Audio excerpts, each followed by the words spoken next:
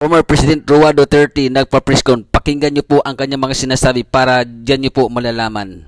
Hindi naman ako, no? It's the act of the President. Correct. But behind that act of the President, I will educate you. Hindi akin yan lahat. I cannot make a move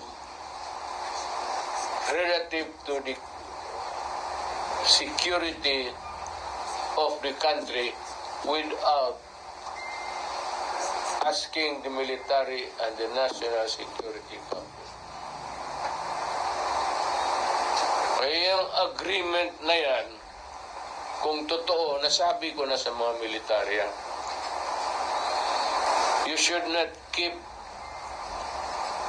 anything secret when you're talking about the national security. Ang mga military, nandyan talaga yan. Nandyan man si Anyo. He was my national security advisor. Advisor mo yan, Bongbong.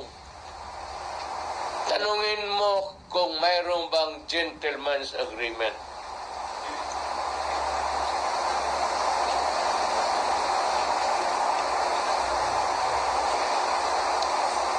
Aywan ko, ayaw kong mag-insulto. Inumpisahan mo eh. O tinawagan mo sana ako, hindi ka makatanggap nito. Ikaw, putang ina ka, hindi ka nakatapos hanggang second year college ka lang. Dumaan ako sa lahat ng taga-Foreign Affairs, Undersecretary Ingles, si Ambassador Terona, Obiana, si David Rapos, then si Maria Sison. Doon ako medyo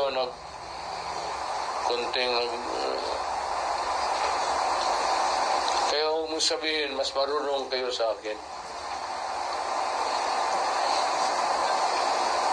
Alam kong ginagawa ko.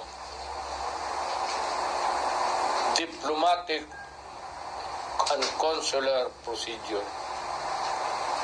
Master ko po iyan, dumaan ako dyan.